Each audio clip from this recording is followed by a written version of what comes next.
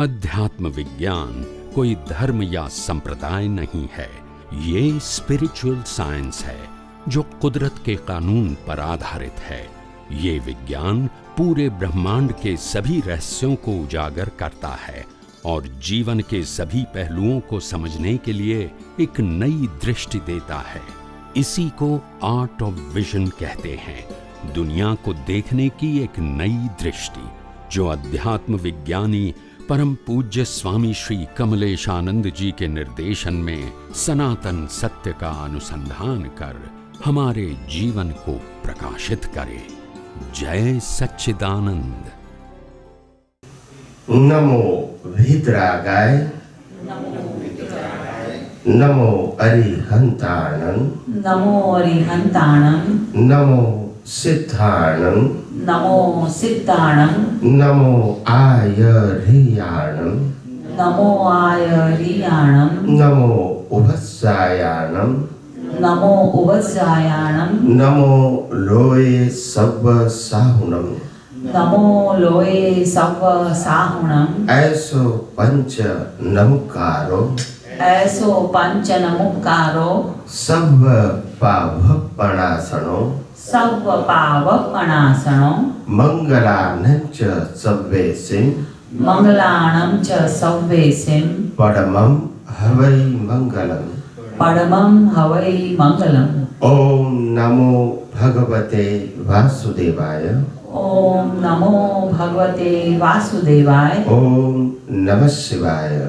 ओम नमः शिवाय। जय सच्चिदानंद। जय सच्चिदानंद। जगत भर के संत पुरुषों का योग बल, जगत भर के संत पुरुषों का योग बल, जगत भर के सत पुरुषों का योग बल, जगत भर के सत पुरुषों का योग बल और प्रगट ज्ञानी पुरुष दादा भगवान का योग बल, और प्रगट ज्ञानी पुरुष दादा भगवान का योग बल समस्त विश्व का कल्याण करे, कल्याण करे, कल्याण करे। समस्त विश्व का कल्याण करे, कल्याण करे, कल्याण करे। और कल्याण करने का निमित्त बनने की, और कल्याण करने का निमित्त बनने की हम सभी महात्माओं को, हम सभी महात्माओं को परम शक्ति दे, शक्ति दे, शक्ति दे। परम शक्ति दे, शक्ति दे, शक्ति दे। जगत के सभी जीव सुख और शांति प्राप्त करें, जगत के सभी जीव सुख और शांति प्राप्त करें। जगत के सभी जीव समाधान प्राप्त करें, जगत के सभी जीव समाधान प्राप्त करें। जगत के सभी जीव मुक्ति प्राप्त करें, जगत के सभी जीव मुक्ति प्राप्त करें। जगत कल्याण हो, जगत कल्याण हो, जगत कल्याण हो, जगत कल्याण हो, जगत कल्याण हो। जगत कल्याण हो। हे अंतर्यामी परमात्मा, हे अंतर्यामी परमात्मा, मैं आपको अभेद भाव से, मैं आपको अभेद भाव से अत्यंत भक्ति पूर्वक, अत्यंत भक्ति पूर्वक नमस्कार करता हूँ नमस्कार करता हूँ और प्रार्थना करता हूँ कि और प्रार्थना करता हूँ कि हम सभी महात्माओं को, हम सभी महात्माओं को मोक्ष मार्ग के लिए लायक, मोक्ष मार्ग के लिए लायक और सहायक संजोगों, और सहायक संजोगों प्राप्त हो, प्राप्त हो, प्राप्त हो, प्राप्त हो, प्राप्त हो, प्राप्त हो। प्राप्त मन वचन काया से, प्राप्त मन वचन काया से इस ब्रह्मांड के कोई भी जीव को, इस ब्रह्मांड के कोई भी जीव को किंचित मात्र भी दुख न हो, न हो, न हो। किंचित मात्र भी दुख ना हो, ना हो, ना हो। जय सच्चिदानंद। जय सच्चिदानंद।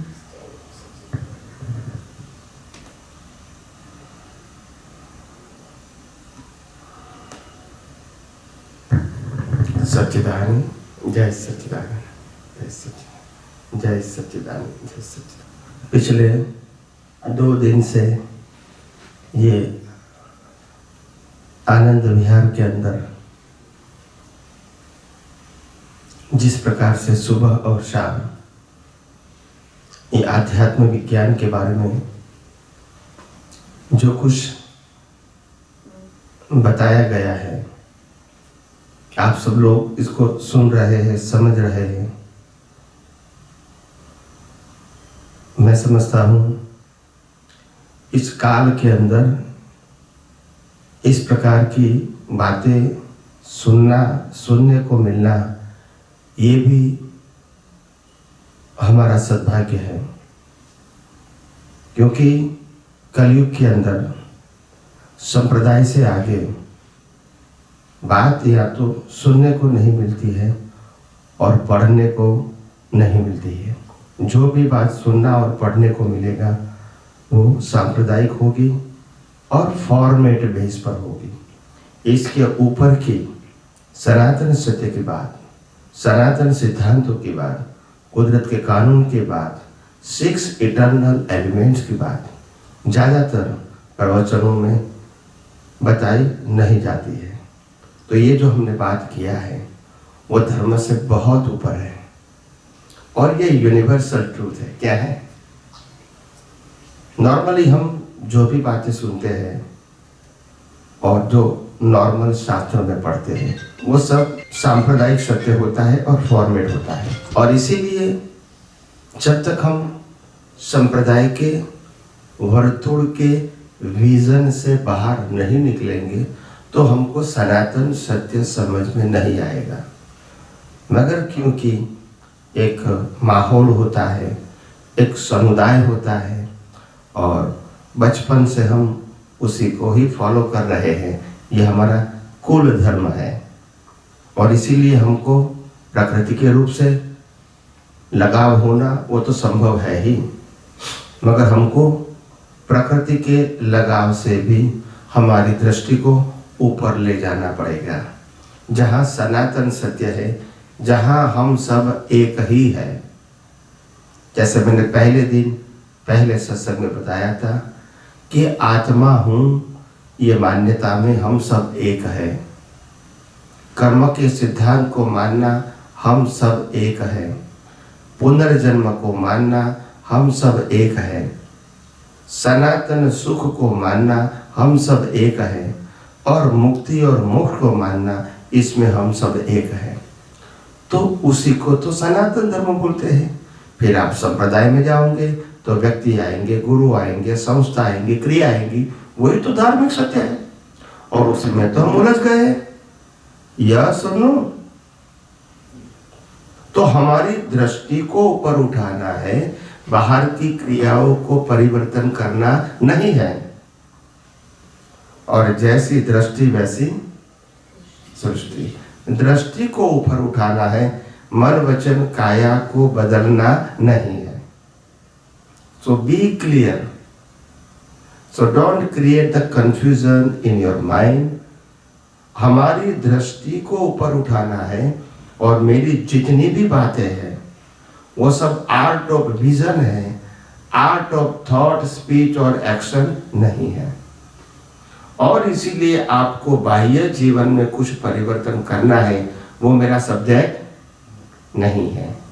मेरा सब्जेक्ट है आर्ट ऑफ विजन।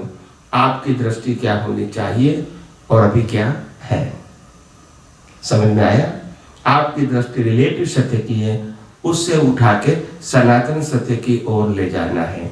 आपकी दृष्टि सांप्रदायिक सत्य की है, उसको उठा के यूनिवर्सल ट्रूथ साइंस, सनातन धर्म को समझना है, आत्म धर्म को समझना है, स्वधर्म को समझना है, ये बात है।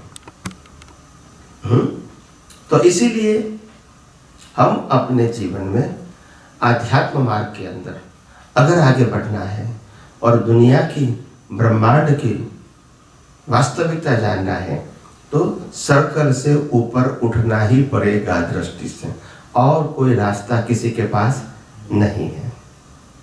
आप कहोगे मैं सर्कल में ही रहूंगा और सर्कल के बाहर की बात जानूंगा, ये संभव नहीं है। सर्कल हमारा व्यवहार हो सकता है, कुल धर्म हो सकता है, दृष्टि तो उससे ऊपर ले जानी है। इसीलिए यहाँ कोई धर्म परिवर्तन करना है, क्रिया परिवर्तन करना है, वो यहाँ सब्जेक्ट नहीं है, मगर दृष्टि परिवर्तन जरूर करना है। समझ में आए ना?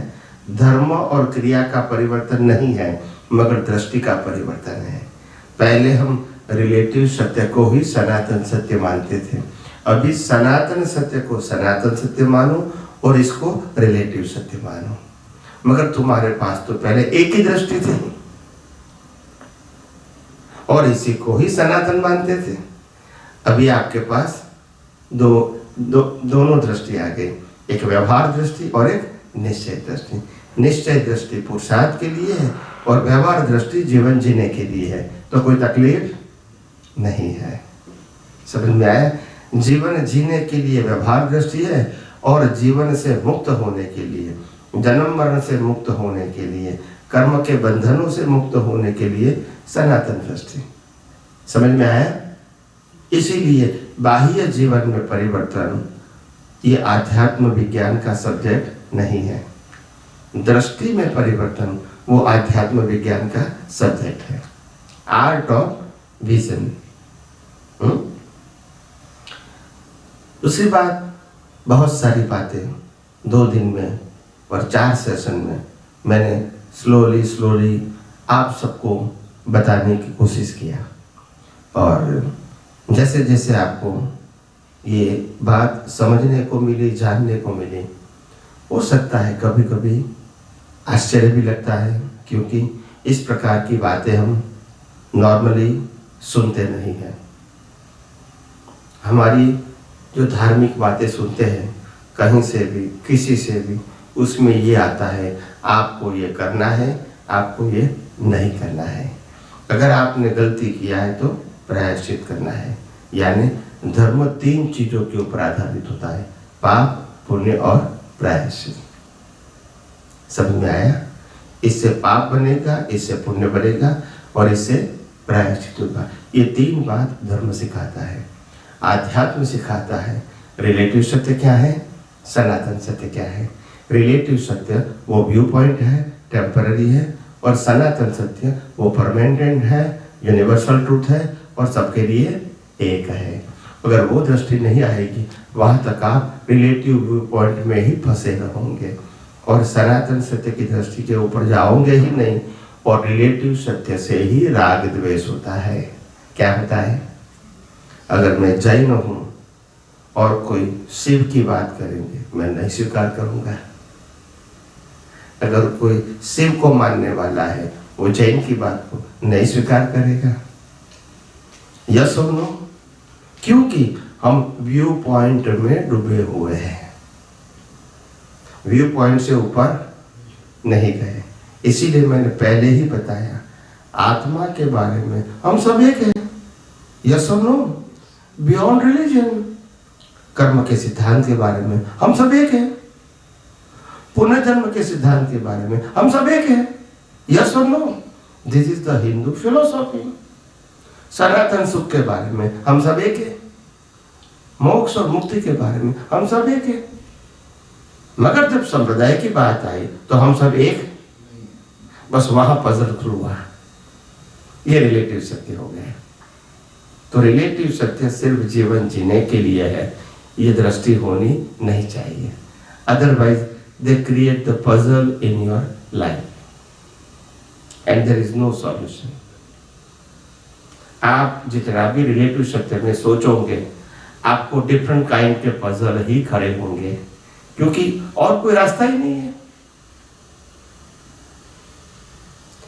तो रिलेटिव सत्य से, सांप्रदायिक सत्य से आपका विजन जब ऊपर उठाओगे, तभी आपको मालूम होगा कि वास्तव में सनातन सत्य क्या है और क्यों हमारी दृष्टि में होना चाहिए।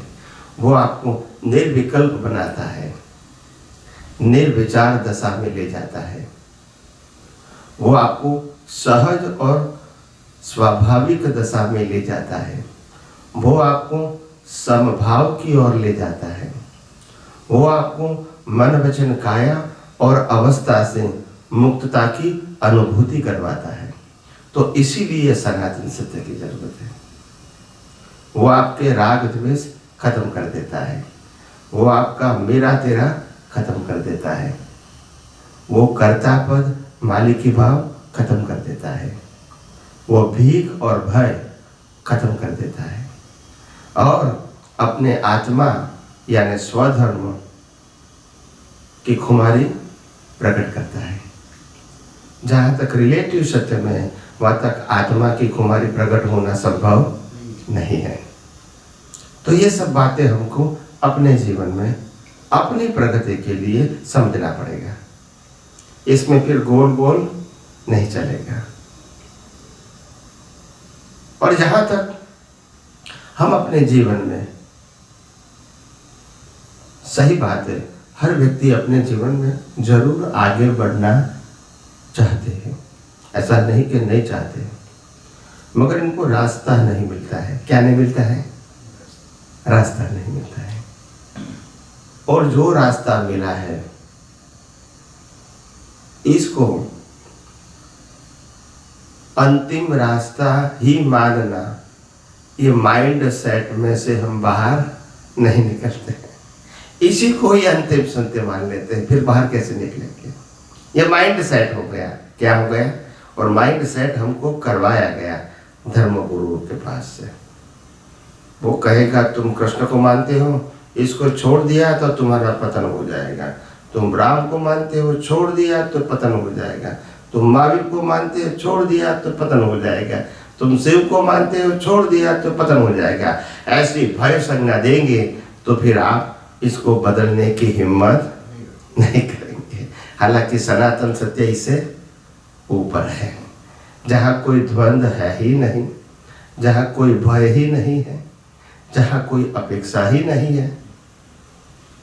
क्योंकि जब सनातन सत्य की बात आएगी तो मैं ही चेतन हूँ, मैं ही अविनाशी हूँ और मैं ही अनंत शक्तियों वाला हूँ। फिर भय किसका और भीख किसके? क्या पाने का, क्या खोने का? कुछ नहीं। जो मैं हूं, इसमें न कुछ कम होगा न कुछ ज्यादा होगा। फिर डर किसका है? न भीख है न भय है। मगर ये स्टेटस की सोच होगी तभी आपको ये बात समझ में आएगी। और आप जिस प्रकार से रिलेटिव सत्य के अंदर व्यवहार से तो है और व्यवहार से तो रहना ही पड़ेगा, मगर दृष्टि से रहने की आवश्यकता नहीं है। It is not compulsory.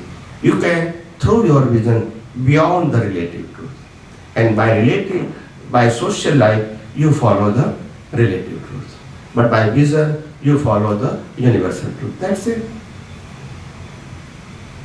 इसमें कोई परिवर्तन करने की, छोड़ने की, त्याग करने की, बदलने की वो सब्जेक्ट है ही नहीं।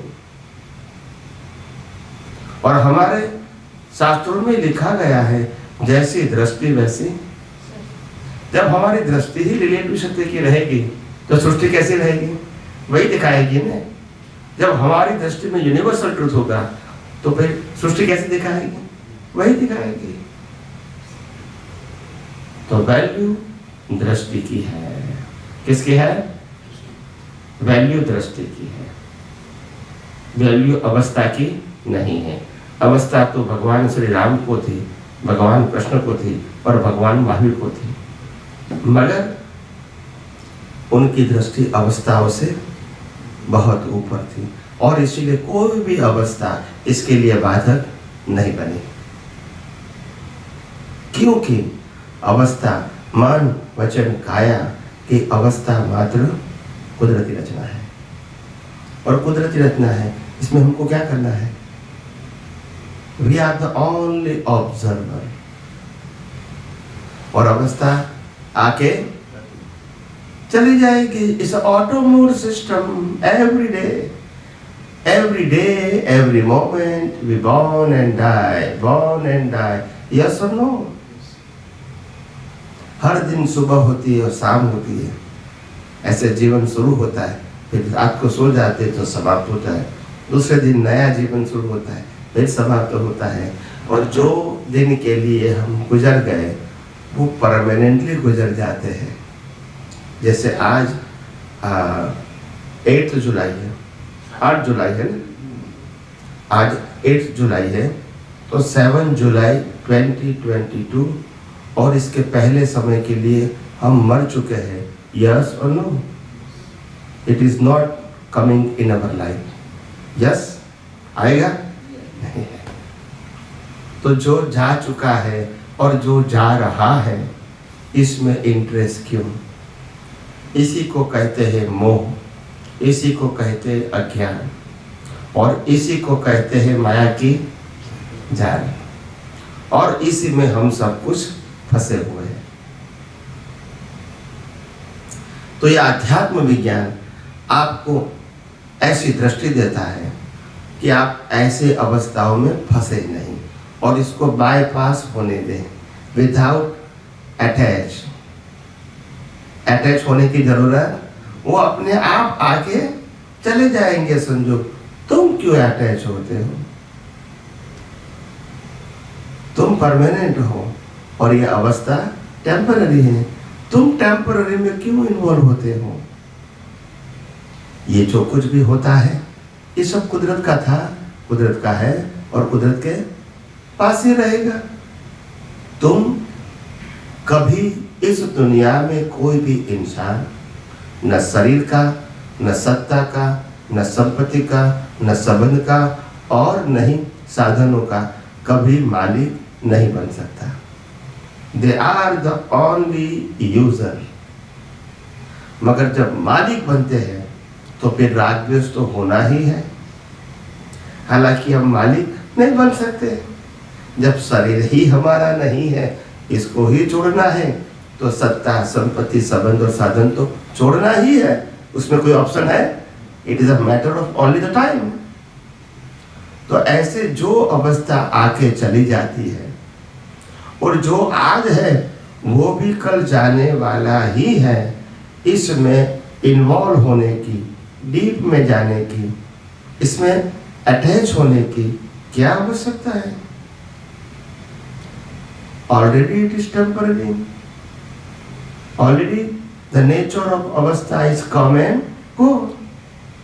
You are permanent, but the circumstances are never permanent. Life is never permanent. Avastha is never permanent. Suffering, good and bad, is never permanent. It is always temporary, as per your previous birth cause.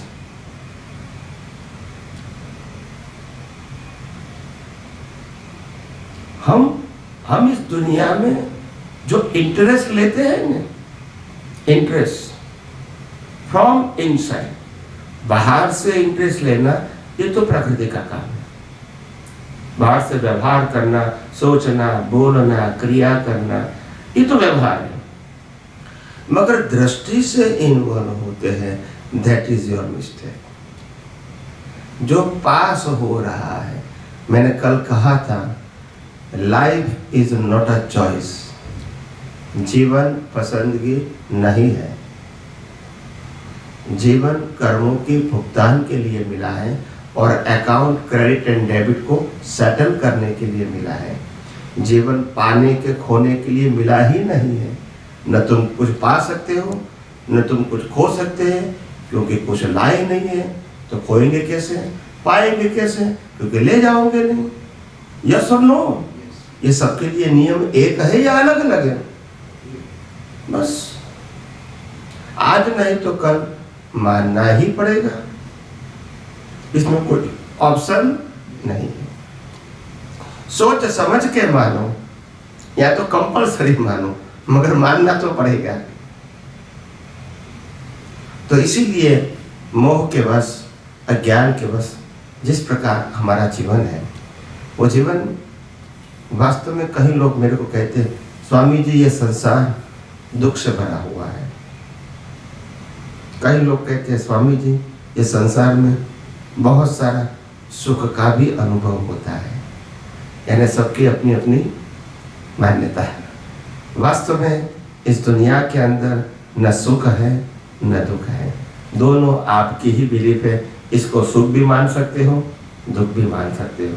तुम जिस प्रकार से सत्ता, संपत्ति, संबंध और साधन को, स्टेटस को सुख मानते हो, उस सभी चीजों को छोड़ के हमारे महान पुरुष कब के चले गए थे, जिसको आज हम रिस्पेक्ट करते हैं। यस और नो, दैट्स इट। अगर उसी में ही सुख होता तो हमारे महान पुरुष क्यों चले गए? Why? If the happiness is there, तो फिर क्यों इसको छोड़ दिया? मगर उसको समझ में आया सुख है ही नहीं, हालांकि दुख भी नहीं है। ये दोनों मान्यता है। कर्मों की भुगतान जरूर है, मगर सुख दुख तो हमारी मान्यता है। मान्यता को छोड़ दो और हिसाब को बहते प्रवाह की तरह देखते रहो। बस वो बह रहा है, क्या है, हर मोमेंट क्या होती है, एक्सपायर्ड होती है। यस और नो, बस। तो वो it's a flow of water, it's a coming, come and go, it's a continuous process. क्या बताया? कंटिन्यूअस प्रोसेस है। इसमें स्टेबल कौन है? स्टेबल हम है, हम यानी शुद्ध आत्मा। तो फिर पुरुषार्थ क्या करना है? हमारी दृष्टि को स्टेबल करना है। क्या करना है?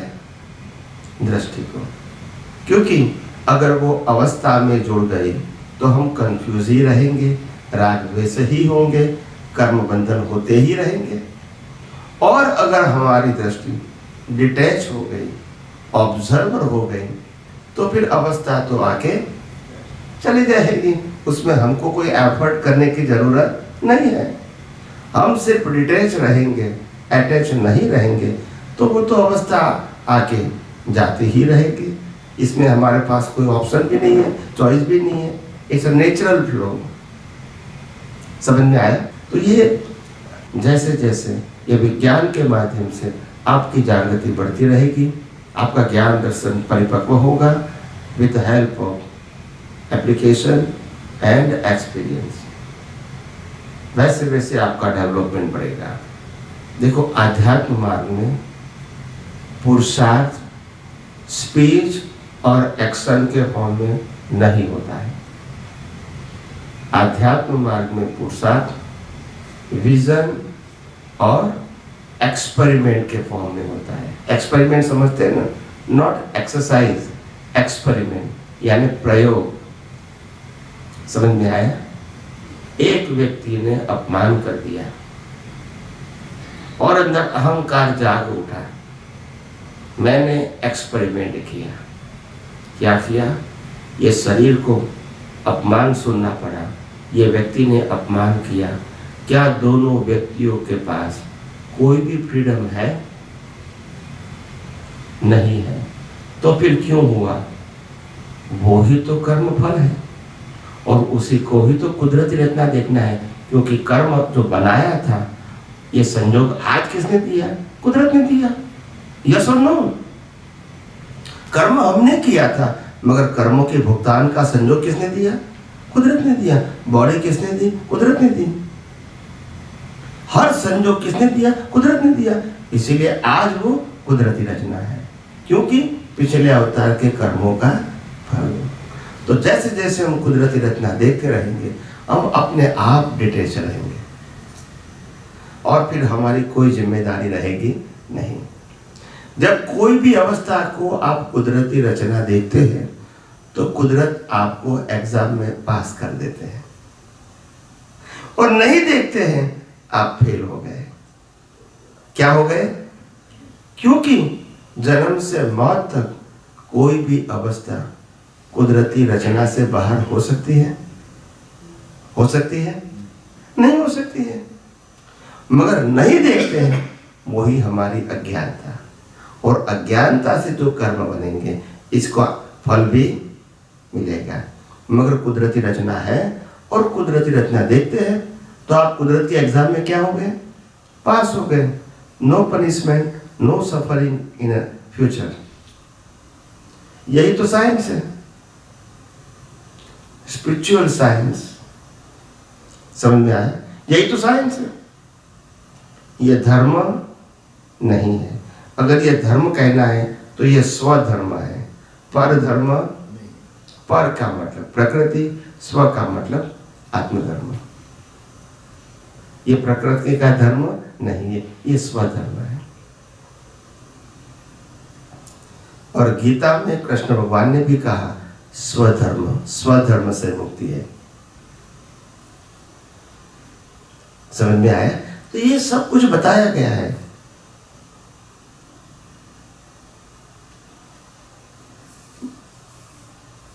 जैन धर्म के अंदर भगवान महावीर और उनके प्रथम गणधर गौतम स्वामी। गौतम स्वामी बालक की तरह भगवान महावीर को प्रश्न करते हैं कि हे महावीर, मेरे साथ दीक्षा ग्रहण करते हैं, इसको केवल ज्ञान होता है, मगर मेरे को केवल ज्ञान नहीं होता है। ऐसा क्यों? क्या बताया? क्यों? अगर मेरे को अंगूठा का स्पर्श करते इसको भी होता है, मगर मेरे को क्यों नहीं होता है? तब भगवान महावीर ने यही कहा, तुम जिस महावीर को भगवान मानते हो, इससे मेरे को मुक्त हो गए बहुत काल हो चुका है। God and Mahavir both are different. Mahavir का तो अंत होगा, भगवान का अंत, और भगवान वो ही शुद्ध आत्मा। You understand? तुम बॉडी को भगवान मानते हैं, दैट्स योर मोह, प्रशस्त मोह, और वही आपके लिए कर्टेन बन गया। क्या बन गया? बस बाधक बन गया। But when you go beyond the body, there is soul within you and within me too. मगर आप बॉडी से अटके रहे तो फिर मोह तो होना ही है, और यही तुम्हारे केवल ज्ञान के बाधक का कारण बन गया। और लास्ट मोमेंट जब भगवान का निर्वाण होना है, उस समय इतने सारे शिष्य होते हुए भी भगवान महावीर ने गौतम स्वामी को थोड़े दूर एक गांव के अंदर किसी को प्रतिबोध करने के लिए भेजा। प्रतिबोध का मतलब होता है ज्ञान देने के लिए। आप समझे ना? उसको भेजा, उपदेश देने के लिए भेजा। मगर गौतम स्वामी तो अज्ञानकित थे, वो तुरंत भगवान महावीर ने कहा तो वो चले गए बगल के ही गांव में। पहले जमाने में चल के ही जाना था, तो वो चले गए। जब वहां पहुंचे और उपदेश दे रहे थे, थोड़े समय के बाद उन्होंने सुना कि भगवान महावीर का निर्वाण हुआ गया। निर्वाण का मतलब उसका अंतिम श्वास खत्म हो गया और उनका आत्मा कहाँ चला गया? मोक्ष में चला गया। तब थोड़े समय के लिए तो इनको कंफ्यूजन हुआ कि भगवान ने अभी तक साथ में रखा, लास्ट मोमेंट में क्यों अलग किया? आप समझे? एक पजल होता है ना अंदर, मनोमंथन। फिर धीरे धीरे वो मनोमंथन ही इसके केवल ज्ञान का कारण बना। उनको मालूम हुआ कि भगवान से तो मैं अलग नहीं हो सकता हूँ, शरीर से अलग हो सकता हूँ। भगवान तो भगवान है, और यह मेरे अंदर भी वही परमात्मा है जो उनके अंदर था। मैंने शरीर को भगवान माना, इनके ऊपर राग किया, वही तो मेरा मोह था। और जब इसको ये मोह नष्ट हो गया, उसी समय इसको भी केवल ज्ञान हुआ। यानी और कोई अज्ञान तो था ही नहीं, सिर्फ भगवान के प्रति मोह था, वही था। तो आपको समझ में आया है ना? लास्ट में ये मोह को भी निकालना पड़ेगा। ऐसे बहुत सारे एग्जाम्पल हैं हर धर्म के अंदर। कृष्ण भगवान के जीवन में भी बहुत सारे ऐसे प्रसंग बन गए हैं। कृष्ण भगवान जब अपने भक्त को कहते हैं कि आपका जीवन कैसे चलता है, ये तो स्टोरी है फॉर द मैसेज। तो भक्त कहता है क्या करें, हम तो बहुत सारे पजल में, उलझन में और दुख में फंसे हुए हैं, और कोई रास्ता हमको नहीं मिलता है, बस आप रास्ता बताओ। तब भगवान कृष्ण कहता है, हे वत्स, मेरा जन्म भी जेल में हुआ था। जन्म से पहले ही मेरे मामा मेरे को मारने के लिए तैयार थे। That is the fact of history. Yes or no? Before you born, they are ready to kill you. ये कुछ साधारण बात है? It is a normal things. समझ में आया? पैदा होने से पहले ही मारने के लिए तैयार था, और जब पैदा हुआ तो भी जेल के अंदर, मेरे माता पिता जेल के अंदर, मेरा जन्म भी हुआ जेल के अंदर, और वो मेरे को मार न दें इसलिए माता पिता ने मेरे को बाहर भेज दिया। यस और नो?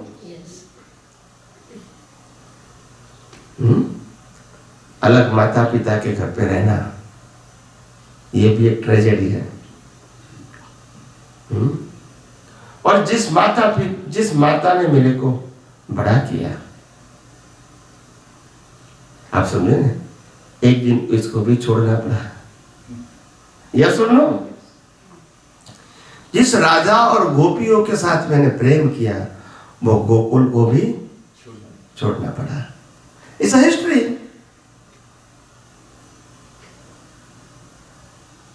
आप समझे ना? जिस मथुरा में वो खेले, वो मथुरा को भी छोड़ना पड़ा। यस और नो? लास्ट में गुजरात के अंदर पोरबंदर के पास द्वारिका में सेटल हुए। यस और नो? That's it. देखो परिस्थिति। मगर ये मेरे जीवन की कहानी भले व्यवहार से दुख भरी हो सकती है, मगर मैं हर समय आत्मविश्वास से ही जीता था, क्योंकि मेरे को मालूम है संजोग जाने के लिए आते हैं, और अगर कर्म है तो भुगतान करना ही पड़ेगा, मगर डरने की जरूरत नहीं है। आखिर विजय तो आत्मा का ही होता है, संजोगों का नहीं होता है। वो तो आकर चले जाएंगे अपना हिसाब लेकर, चाहे पाप का है चाहे पुण्य का है, वो टिकने वाले नहीं है। और इसीलिए जितना भी आप अपने आत्मा में रहोगे और अवस्थाओं को ऑब्जर्वेशन के रूप में देखते रहोगे, तो आपके जीवन में हरकत कहो, प्रॉब्लम कहो, पजल कहो, वो पजल लगेगा नहीं, क्योंकि वो बाईपास हो रहा है। वो आया नहीं है, जा रहा है। हर मोमेंट क्या होती है? जा रही है। और हम क्या कहते हैं? मसीहा ज्ञानता है। कई लोगों को मिलते हैं तो बोला क्या करेंगे स्वामी जी, 3 दिन से बुखार है। क्या कहेंगे? यानी अभी जो मेरे को मिला उस समय 3 दिन के बुखार का वो क्यूमुलेट सफरिंग कर रहा है। हालांकि ज्ञानी ये कहते हैं 3 दिन का सफरिंग खत्म हो गया है। बोलते नहीं है।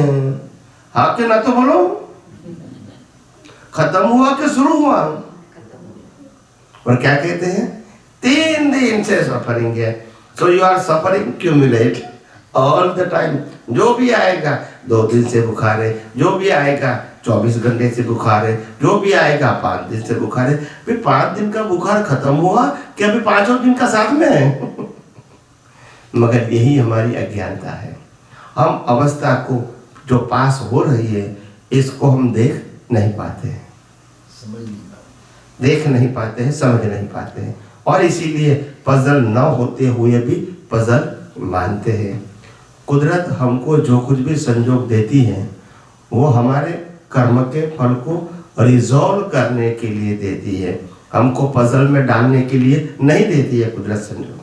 मगर हम पजल में आ जाते हैं विथ अवर मिसअंडरस्टैंडिंग। और ये आध्यात्म विज्ञान आपकी हर मिसअंडरस्टैंडिंग को रिजॉल्व करता है एंड डिसॉल्व करता है। That's it. यस और नो? बस अभी जिसको प्रश्न करना है प्लीज एक एक करके कर सकते हैं। Yes please.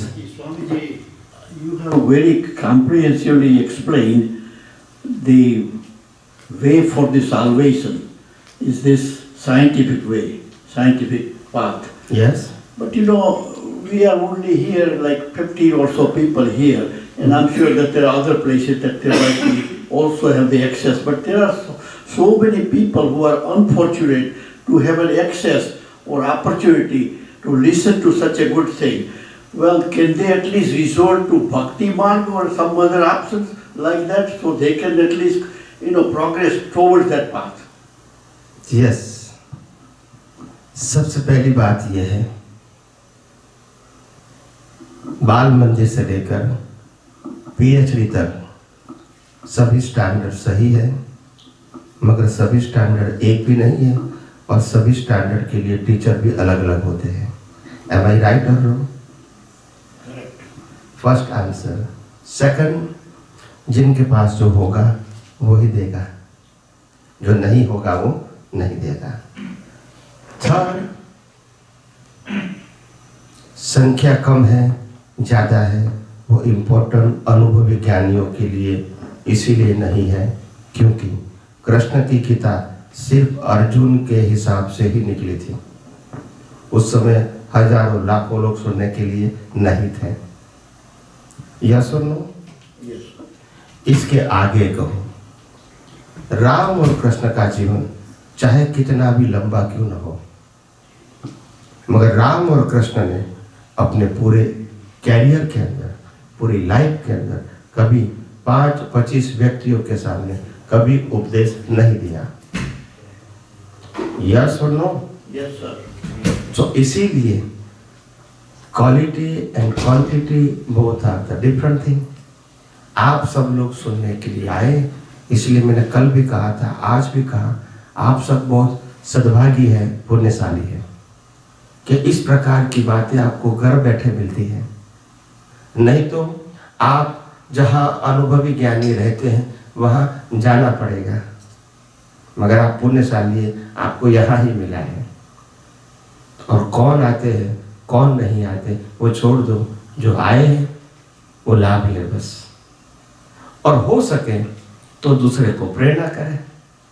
इससे ज़्यादा हम कुछ नहीं कर सकते। मैंने कल भी कहा था कि आप सबको अगर ये बात पसंद आई है तो आप दूसरे को इनवाइट कर सकते हैं। कल भी कहा था मैंने, और पहले दिन भी शाम को कहा था। यहाँ कोई संप्रदाय की तो बात है नहीं, कोई मेरी तेरी बात नहीं है, सच झूठ वो सब्जेक्ट नहीं है हमारा सब्जेक्ट है यूनिवर्सल ट्रूथ। तो हमारा काम आपको सनातन सत्य बताना है, हमारा काम आपके प्रश्न को, पजल को सॉल्व करना है। कोई यहाँ आए या न आए वो मेरा सब्जेक्ट नहीं है। सबको इनविटेशन दिया गया है, सबको इन्फॉर्मेशन है अपने मोबाइल के अंदर, आप समझे ना, पोस्टर सबको भेजा गया है। इससे आगे तो क्या कर सकते हैं। बाकी तो आप जैसे लोग होते हैं, जो लोग नहीं आए या तो नहीं सुना है, इसको आप बता सकते हैं कि यहाँ आने जैसा है, and this is my experience, you can come and listen. आप समझे ना, मैंने पहले दिन भी कहा था कि मेरे बहुत सारे वीडियोस यूट्यूब में है, टीवी में भी हर रोज एपिसोड आता है, वो भी यूट्यूब में आता है। उसमें कोई अच्छा सत्संग है तो आप ग्रुप में रख सकते हैं, पीपल दे कैन लिसन। अगर नहीं भी सुनेंगे तो आपको क्या तकलीफ है, कोई नुकसान तो है ही नहीं। मगर 100 व्यक्ति में से अगर 25 भी सुनेंगे तो अच्छी बात है ना। ज्ञान दान क्या बताया, बस। तो मतलब एज अ ह्यूमन अगर आपको अच्छा लगता है तो आप जो भी कर सकते हैं प्रयास के रूप में वो करने का, बस। इसमें सफलता मिले न मिले वो देखने की जरूरत नहीं है। कर्मण्यवाधिकारस्ते मां फलेषु कदाचन। आप कर्म करते जाओ, फल की इच्छा मत करो। हर व्यक्ति ने यही किया था, राम ने भी यही किया था, रावण को समझाने की ही कोशिश किया था। यस और नो? Yes. कृष्ण भगवान ने भी यही किया था, दुर्योधन को ही समझाने की कोशिश किया था। और महावीर ने भी यही किया था, गोशालक को समझाने की कोशिश किया था। तीनों असफल रहे, मगर इनका कॉन्फिडेंस कभी कमजोर नहीं हुआ, क्योंकि इनको तो आगे जाना है। कोई समझे या ना भी समझे, हो सकता है। If the person they are not capable to understand, or if the person they are not lucky, what we can do? Nothing. We just do the prayer, correct? That's it. और इसीलिए मैंने कहा, आप आए हैं, बैठे हैं, सुन रहे हैं, समझने की कोशिश कर रहे हैं, वो ही काफी है। आपकी भावना के लिए धन्यवाद। इसके रिलेटेड क्वेश्चन है। Yes. If I am not interested in moksha, how can I still apply this Vijnana, Adhyatma Vijnana in my day-to-day life? सबसे पहली बात ये है, यह अध्यात्म विज्ञान केवल मुक्ति के लिए ही नहीं है। मुक्ति तक जा सकते हो, मगर वो व्यवहार में भी विदाउट टेंशन, विदाउट वरी जीने के लिए भी समझना जरूरी है। आदि व्याधि और उपाधि में समाधि की अनुभूति करने के लिए भी विज्ञान आवश्यक है। अपनी दृष्टि को मतभेद से ऊपर उठाने के लिए भी विज्ञान समझने की जरूरत है। अपने दृष्टि में से कर्ता भाव, मालिकी भाव मिटाने के लिए भी विज्ञान जरूरी है। किसी को सच झूठ कहना, इससे ऊपर उठने के लिए भी विज्ञान जरूरी है। सांप्रदायिक मान्यताओं से ऊपर उठना, इसके लिए भी विज्ञान समझना जरूरी है। तो विज्ञान के बहुत सारे बेनिफिट है। एक्सेप्ट द मोक्ष, वो तो अल्टीमेट है।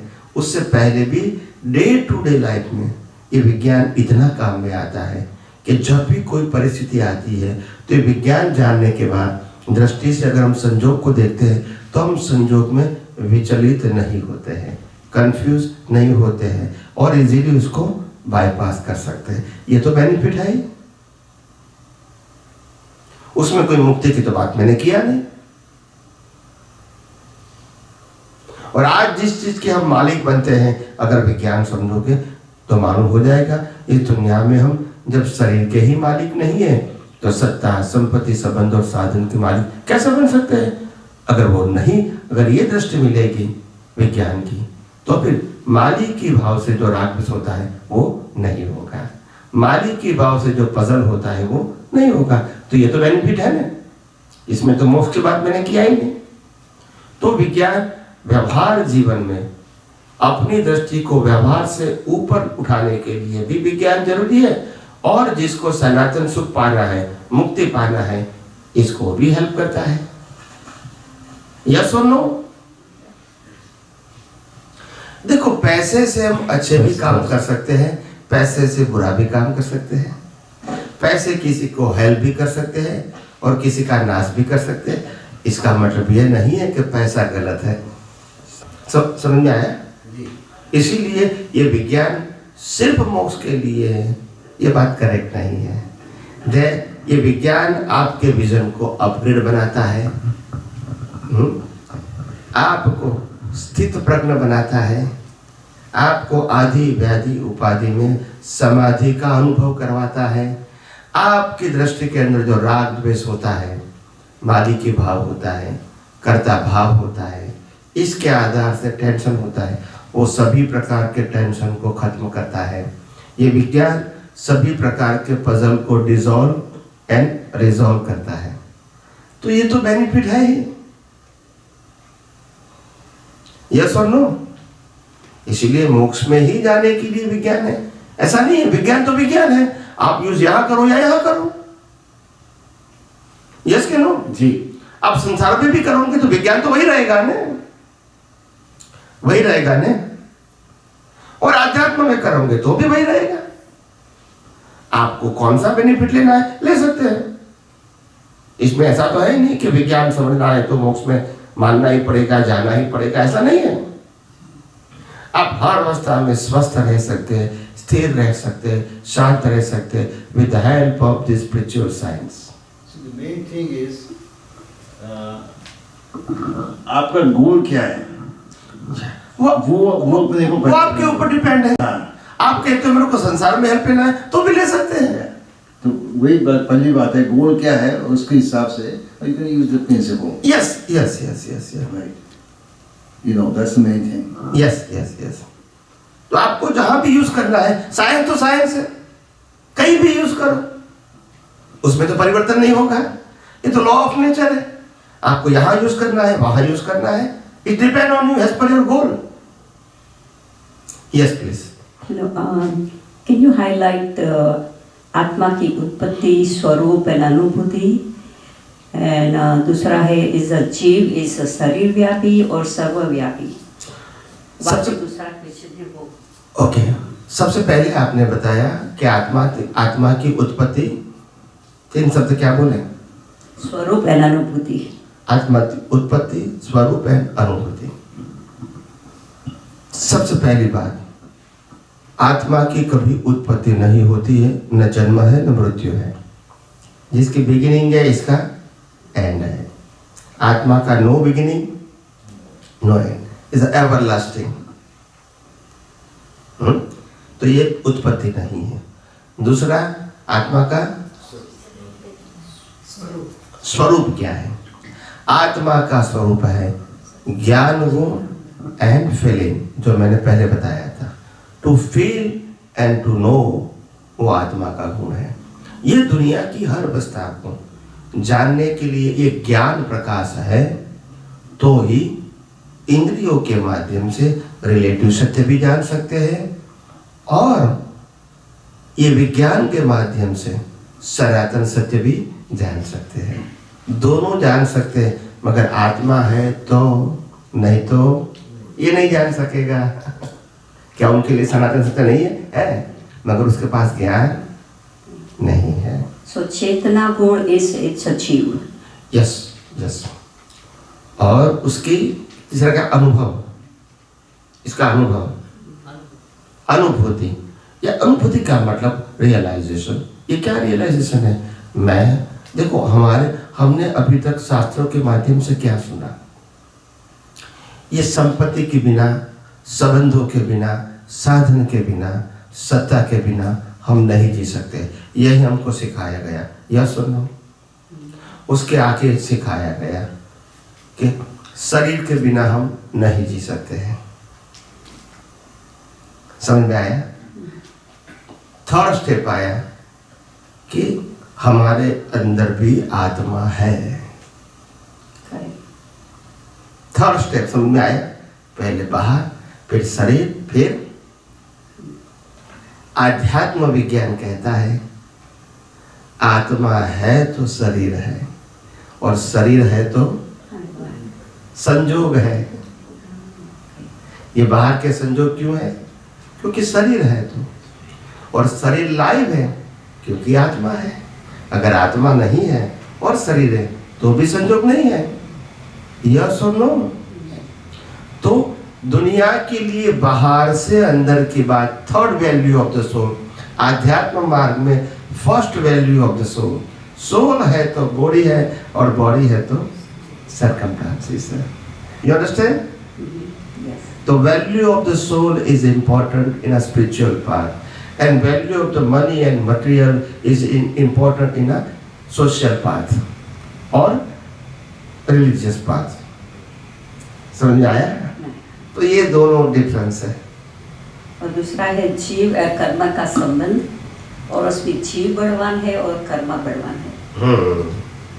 जीव और कर्मों का संबंध, और जीव बलवान है या कर्म बलवान है। सबसे पहले मैं आपको जीव की परिभाषा बता दूं ताकि don't create a confusion in your mind. जीव और आत्मा नॉर्मली हम एक मानते हैं, but this is not correct. सबकी डेफिनेशन पहले जानो। Definition, not the simple word, definition never change. आत्मा चेतन है, अविनाशी है, और सभी प्रकार की अनंत शक्तियों वाला है, तो वो आत्मा यानी चेतन है। जीव का स्वभाव जन्म, जीवन और मृत्यु है, और प्रकृति का स्वभाव सफरिंग है। इनके माध्यम से समझ में आया?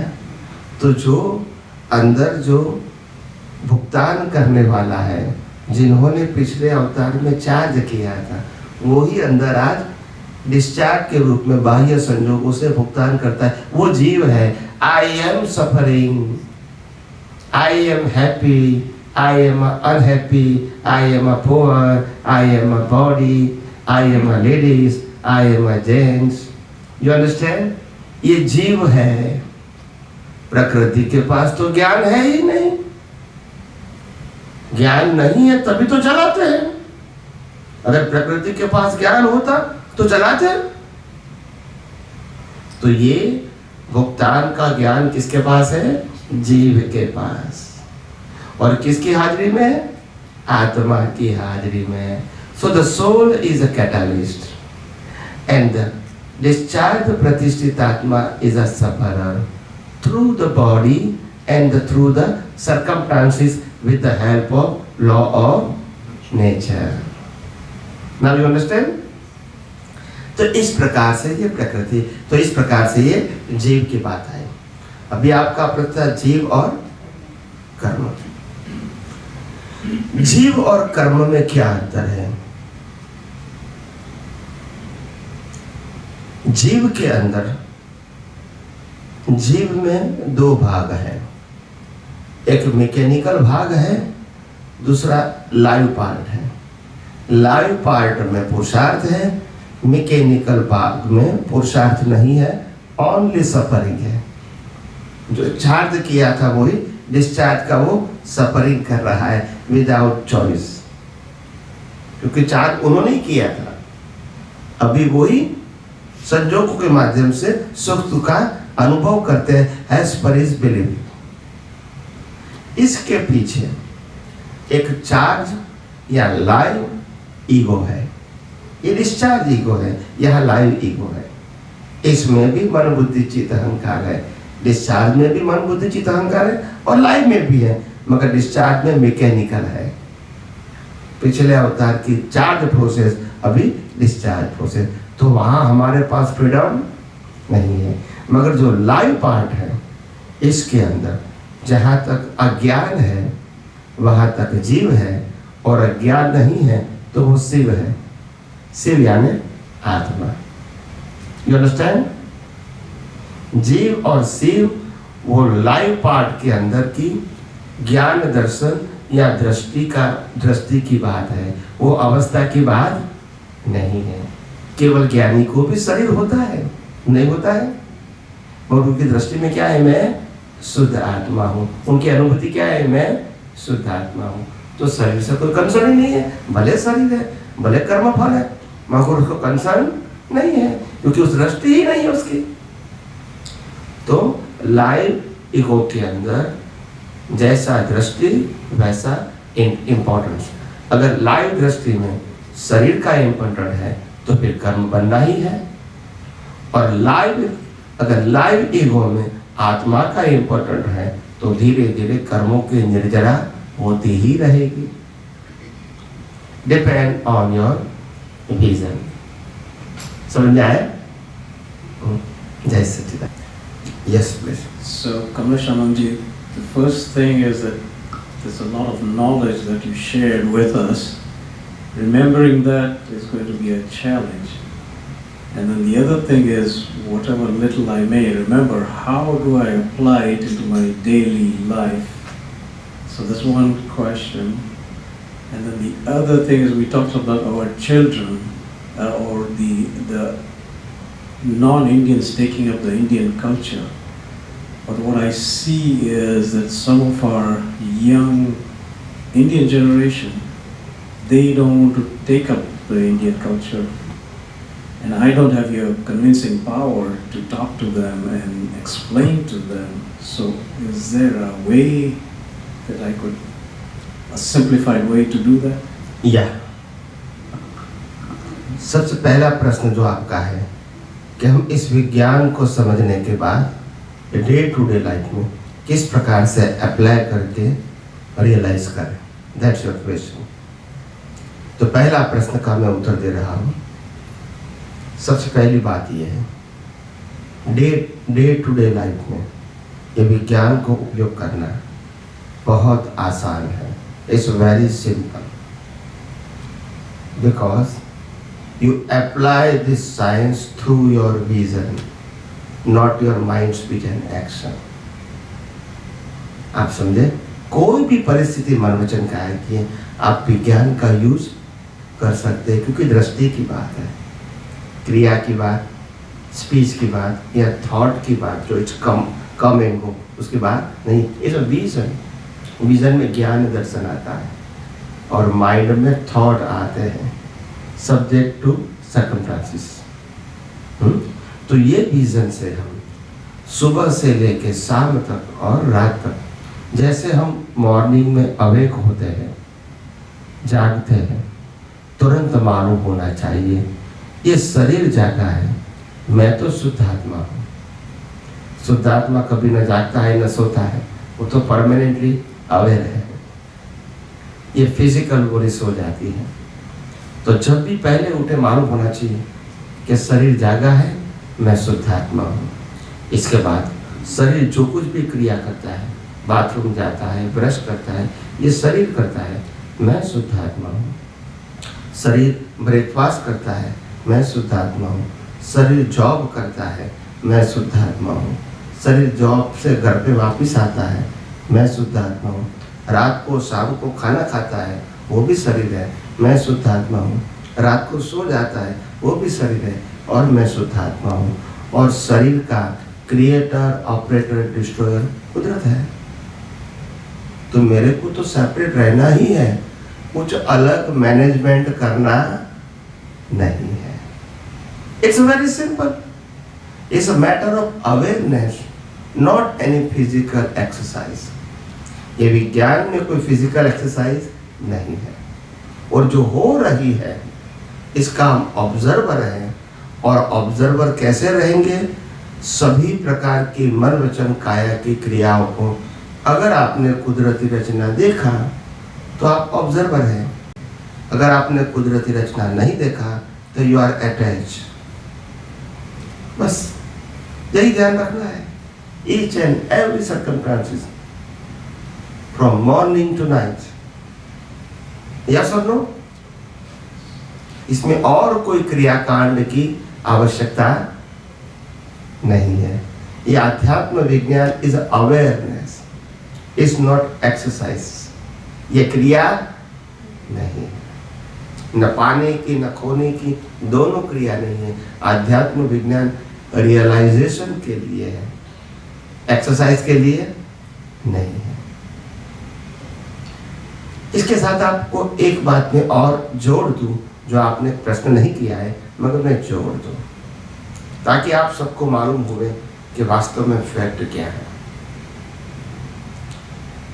जड़ का स्वभाव ही क्रिया करना है, चेतन का स्वभाव क्रिया करना है ही नहीं। क्या बताया? जड़ का स्वभाव क्रिया करना है। ये फैन घूमता है, ये कार घूमती है, ये जड़ है कि चेतन है? जड़ क्या होता है?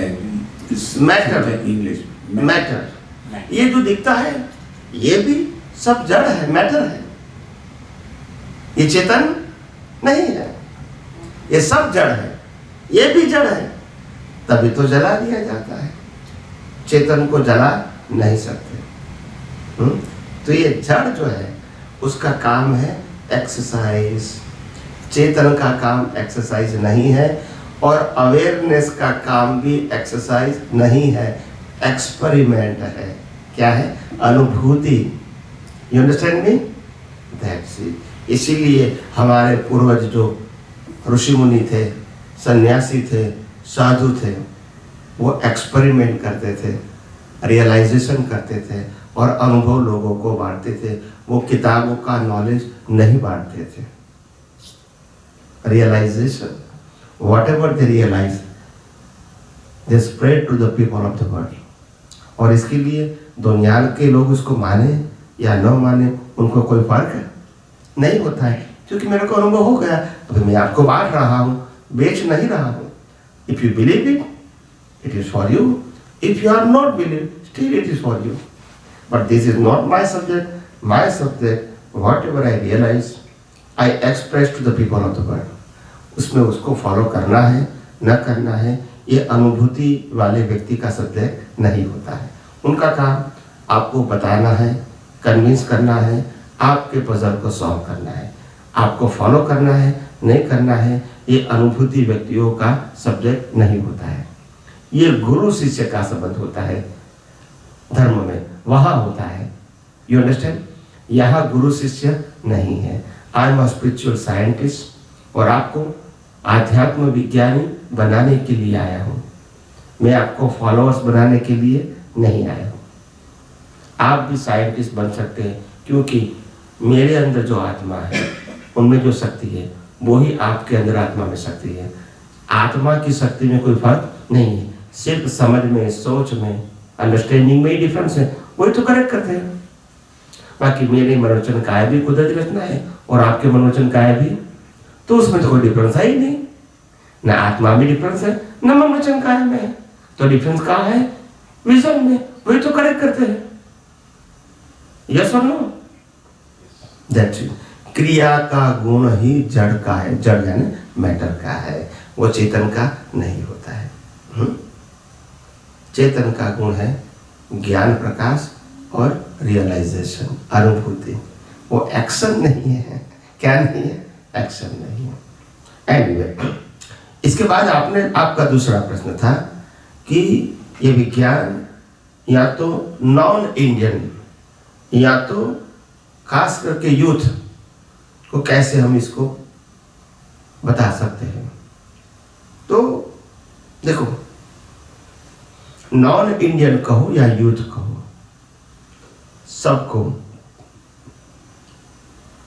ये logic if you can explain properly तो वो पसंद आएगा। क्योंकि यहां कुछ करना न करना सब्जेक्ट नहीं है, नंबर 1। एंड नंबर 2, यहां किसी को मानना न मानना सब्जेक्ट नहीं है। और नंबर 3, यहां कुदरत के कानून की बात है जो सबके लिए है। कुदरत भी सबके लिए है और कुदरत का कानून भी। तो अगर नॉन इंडियन है वो भी समझने की कोशिश करेगा, क्योंकि यह रिलीजन बात नहीं है। मगर हाँ, अगर आपके पास एक्सप्रेशन पावर है तो इसको एक्सप्लेन कर सकते हैं। यूथ को भी कर सकते हैं, नॉन इंडियन को भी कर सकते हैं। आप समझे ना? यह कोई डिवीजन की तो बात ही नहीं है। जब रिलेटिव सत्य की बात आएगी तब डिवीजन आएगा। जब यूनिवर्सल ट्रूथ की बात आएगी, सनातन सत्य की बात आएगी, लॉ ऑफ नेचर की बात आएगी, वहां डिवीजन कैसे होगा? क्या आपका लॉ ऑफ नेचर और मेरा और लॉ ऑफ नेचर अलग हो सकता है? नहीं हो सकता है। जब मैं कुदरत की बात करता हूं, यानी 6 इटर्नल एलिमेंट्स की बात करता हूं, तो मेरा तुम्हारा अलग हो सकता है? नहीं हो सकता है। The which way you can explain properly, maybe they can understand with interest. दूसरी बात, आपने कहा कि इस प्रकार से आपने बताया, हम सुन रहे हैं, समझ रहे हैं, मगर आपके जाने के बाद क्या? तो मैं आपको कहता हूं कि ये सभी वीडियोस YouTube में तो आएंगे समय के बाद, मगर आप मुकेश भाई के माध्यम से ये इसका वीडियो ऑडियो ले सकते हैं और आप उसको 2, 4, 5 बार सुनोगे तो आपके विजन में कॉन्सेप्ट क्लियर होगा। Then can explain to the other people. ये आध्यात्म विज्ञान किसी की मोनोपोली नहीं है, it is for all. You understand me? क्योंकि आप सनातन सत्य की बात करते हैं, मेरे सत्य की बात नहीं करते हैं। So I am not creator and owner of the universal truth, and nobody can create an owner of the universal truth. So anybody can understand, apply, realize and share to the people of world. Now you understand? It's open for all. It is not subject to you are Indians or non-Indians. Of course the Indian people, they can understand very easily because they believe in a soul, theory of reincarnation, and theory of a karma. So it's very easy to understand for them. But the people, they are not Indians. Still, you can explain the sign, they can try to understand. So it is not impossible, okay?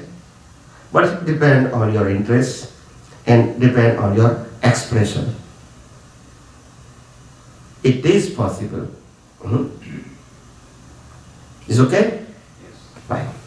Yes. Swamiji, you explained from these 5 sessions so far that what I need to pursue is 2 things. Number 1 thing is somehow bring all of the accumulated dosa, faults, pap, punya, to be a balance. Balance it got to be clear, got to make it right. That's one thing. And second thing is transform the mithya drishti to samyak drishti. Well, are these 2 parallel things or are they sequential? It's parallel. One is dissolved and one is realized. अगर आपके पास scientific vision है तो जो discharge हो रहा है with view point and with suffering वो अपने आप परमानेंट डिस्चार्ज हो जाएगा without creation because of scientific vision. If you are no scientific vision the discharge is there same way the charge is there. You understand? So charge and discharge, cause and effect is a cycle of reincarnation. But once you have a scientific vision, the discharge is there, but you are not charged because now you know, not I am. Like a ये शरीर जो कर रहा है mind speech and action से इसका creator operator destroyer मैं नहीं हूँ. I am the observer with the pass. So no राग, नो द्वेष, no ownership, no doership. Yes or no? Yes. Okay, please. ये उनको भी चाहिए. नहीं कोई बात नहीं, आप ले लीजिए बाद में उनको देना प्लीज.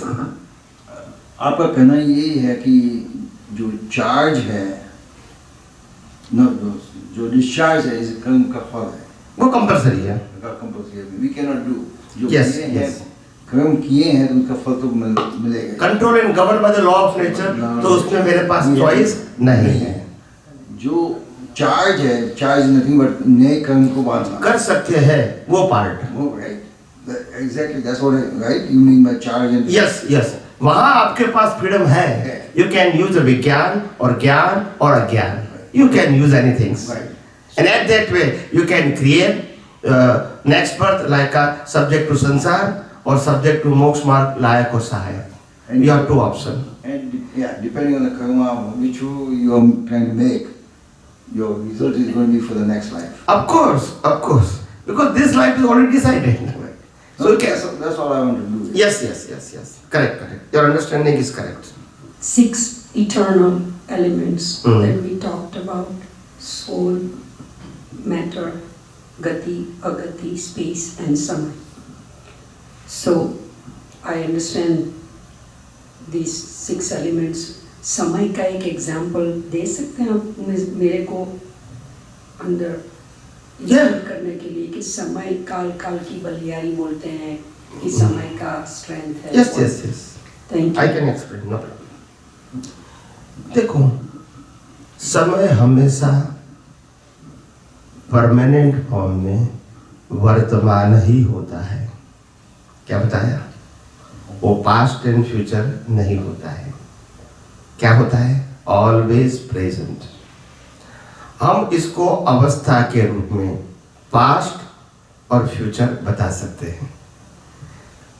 जैसे आज हम हैं, कल भी थे और नेक्स्ट डे भी हो गए. तो ये आप समझे ना? तो अवस्था के रूप में उसको भूत, भविष्य और वर्तमान बता सकते हैं. वास्तव में the time is always present, but as a relative truth there are 3 divisions, but by fact it is always present. और ये स्पिरिचुअल साइंस आपको हर समय हर क्षण प्रेजेंट में रहने के लिए ही बताते हैं. They don't tell you think about the past or future. Now you understand? और वर्तमान ही जीवन है, और वर्तमान में रहना वो ही अनुभूति ज्ञानी पुरुषों का लक्षण है। और महान पुरुष, ज्ञानी पुरुष, केवल ज्ञानी, वो सब प्रेजेंस में ही रहेंगे, पास्ट और फ्यूचर के लिए नहीं सोचेंगे। You understand? बट अवस्था के रूप में 3 फेसेस है। Bye fact only present all the times. Is okay? Clear? Why is it called eternal element? I'm really confused. What is it? Why is it called eternal element? Part of the 6 elements. Because of without time zone, the life is not possible. You cannot explain. Even though law of nature says there are 6 divisions as a Jainism. Okay? 6 आ रहा है और 6 आ रहा अब का है, यानी 12 आ रहा है। इसको कहते हैं काल चक्र। और हिंदू धर्म में बताया है द्वापर, त्रेता, सतयुग, कलयुग। It's okay, it's a different names, okay, but it's a different time. It's okay, time zone. तो ये बट नेचर है, ये किसी ने बनाया नहीं है। It is controlling God by the law of nature. ऐसे हमारा भी जन्म, जीवन, मृत्यु है। हमारे लिए दिन रात सुबह शाम है बाय फैक्ट, मगर दृष्टि में वर्तमान होना चाहिए। अवस्था तो बदलती रहेगी। When you enter in a अवस्था, then you realize the temporary truth. But when you are observer of all अवस्था, you are always in a present. No past, no future. That's it.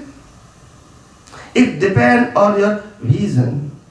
समय तत्व तो है, समय तत्व के बिना यू कैनॉट आइडेंटिफाई सतयुग और कलयुग। कैसे कहोगे?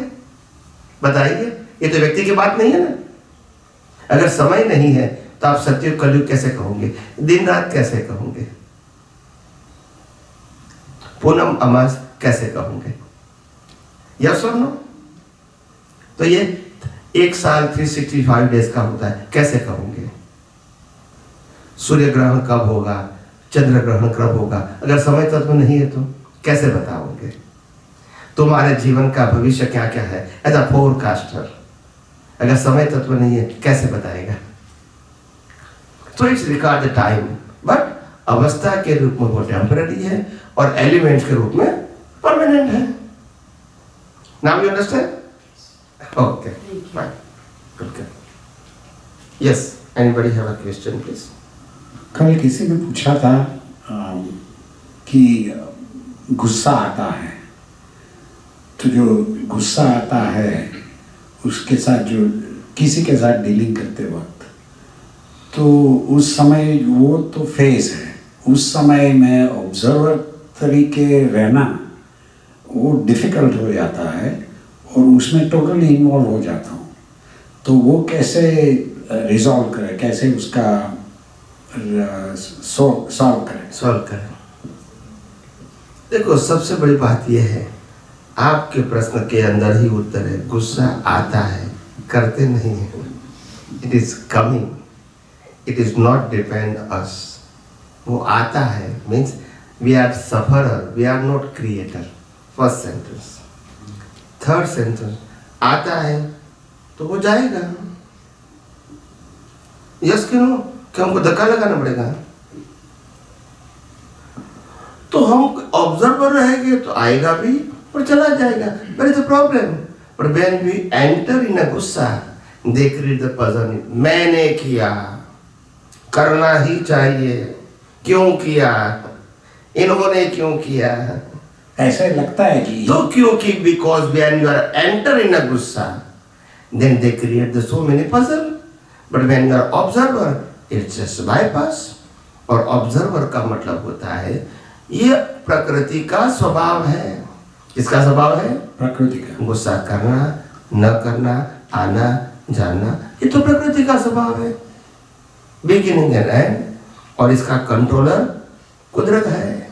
उस समय जब गुस्सा आया और किया, और उस समय कहा कि ही डिजर्व्स इट, उसको तो ऐसा ही आदमी है, वैसा ऐसा ही है और उसको वेल डिजर्व गुस्सा किया, बहुत अच्छा हुआ। वो एक तरीका है अंदर से रीइंफोर्स करने के लिए, और दूसरा तरीका भी हो सकते हैं। तो उसमें ये दूसरे तरीके और ये तरीके जो बोला कि वो ही डिजर्व्स इट, और उसमें क्या कॉन्सिक्वेंस, उसके परिणाम में क्या फर्क होता है वो दोनों में? यहाँ 3 प्रकार की परिस्थितियाँ अंदर हो सकती है जी। पहली परिस्थिति में गुस्सा करने के बाद गुस्सा करना ही चाहिए, इस प्रकार का भी कॉज बना सकते हैं। दूसरी परिस्थिति में गुस्सा करने के बाद गुस्सा न करना चाहिए, ये भी कॉज बना सकते हैं। और तीसरा है you are the only observer, करना न करना सब्जेक्ट मेरा नहीं है, I am a pure soul. और तीनों के परिणाम अलग अलग है। वो कैसे? पहला परिणाम है गुस्सा करना चाहिए, ये नेगेटिव परिणाम है, नेक्स्ट बर्थ में वही करोगे एज पर योर कॉज। गुस्सा नहीं करना चाहिए, पॉजिटिव है, नेक्स्ट बर्थ में नहीं करोगे। मगर दोनों में अज्ञान छुपा हुआ है, आई एम डूअर, और तीसरे में अज्ञान इरेज होता है, आई एम ऑब्जर्वर। वो मुक्ति का मार्ग है, ये पाप पुण्य का है और ये मुक्ति का मार्ग है। That's it. आप सबको समझ में आया? एक छोटा सा एग्जाम्पल समझ में आया? मतलब 3 प्रकार की अवस्था हो सकती है। मतलब समता रखनी चाहिए। मतलब कि समता रखनी चाहिए। हाँ, ऑब्जर्वर का मतलब ही समता है। ऑब्जर्वर का मतलब यू आर नॉट डूअर, तो फिर राग द्वेष तो होना ही नहीं है। मगर जब आप इन्वॉल्व हो जाते हैं तो राग भी हो सकता है, द्वेष भी हो सकता है। मगर आप ऑब्जर्वर है तो come and go, that's it. आएगा और जाएगा, जाने के लिए ही तो आया है। इस दुनिया में पैदा हुए कोई भी व्यक्ति प्रत्येक समय विदाउट चॉइस मर ही रहा है, यस और नो? That's it. तो उसमें कोई एफर्ट की जरूरत है? It's a auto mode system. तो हम मर रहे हैं तो संजोग भी क्या होते हैं, खत्म नहीं होंगे, उनके साथ ही खत्म हो गए ना। That's it. So it's a auto mode system. Yes please. वो जो बताते हैं कि अगर मैंने गुस्सा किया तो I should ask for forgiveness, should that side, is it true? अगर आप गुस्सा करने वाले हैं ऐसा मानते हैं तो माफी मांगना आपका पुरुषार्थ हो सकता है। इफ यू आर ऑब्जर्वर, तो फिर गुस्सा आया वो भी कुदरती रचना, माफी मांगी या न मांगी वो भी कुदरती रचना। आपके लिए दोनों में से एक भी पुरुषार्थ नहीं है। मगर आप करता है मैंने किया और मेरे को माफी मांगना है, ये दोनों में डूअरशिप है, तो देन इट इज करेक्ट। ये रिलेटिव सत्य है। रिलेटिव सत्य कहो, सोशल सत्य कहो या धार्मिक सत्य कहो, तो इसमें ये आएगा। But when you go beyond the relative truth, गुस्सा किया वो सब्जेक्ट ही नहीं रहेगा, आया और चला गया, और प्रकृति को लगा कि इट इज रॉन्ग तो वो माफी भी मांगेगा। जैसे बुखार आए प्रकृति को तो दवा लेना न लेना वो आत्मा का काम नहीं है, यस और नो? बोलते नहीं है।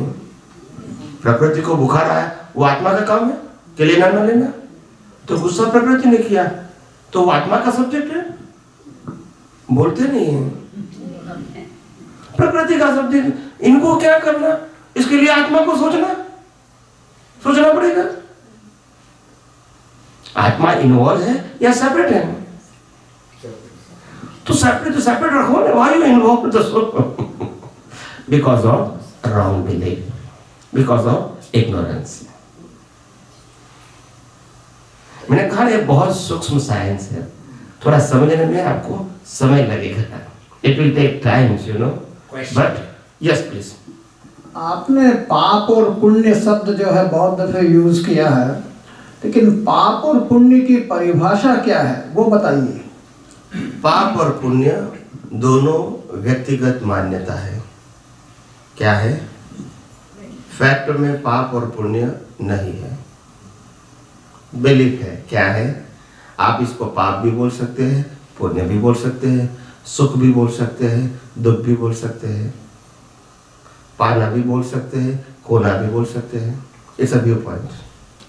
इस दुनिया में पाप पुण्य जैसा, सुख दुख जैसा, पाना खोना जैसा है ही नहीं। जस्ट पास एवरीथिंग।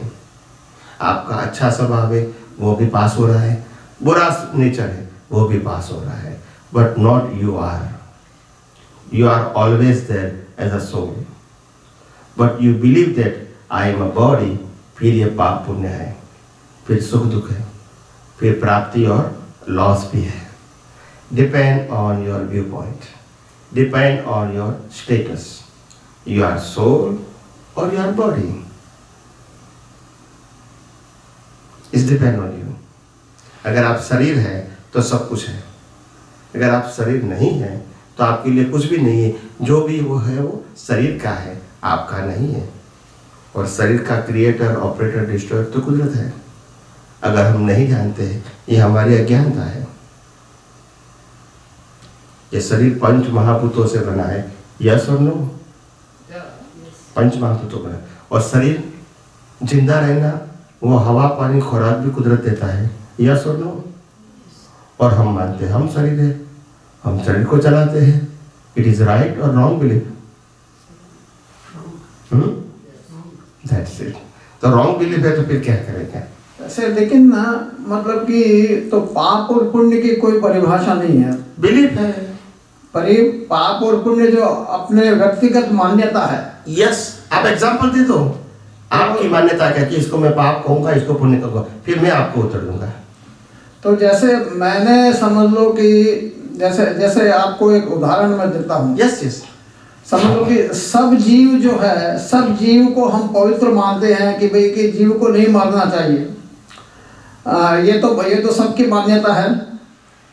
तो जैसे घर में रहने के लिए हम समझ ले कि पेस्टिसाइड वगैरह छिड़कते हैं, उसके अंदर कई जीव जंतु मरते हैं, तो क्या वो पाप है?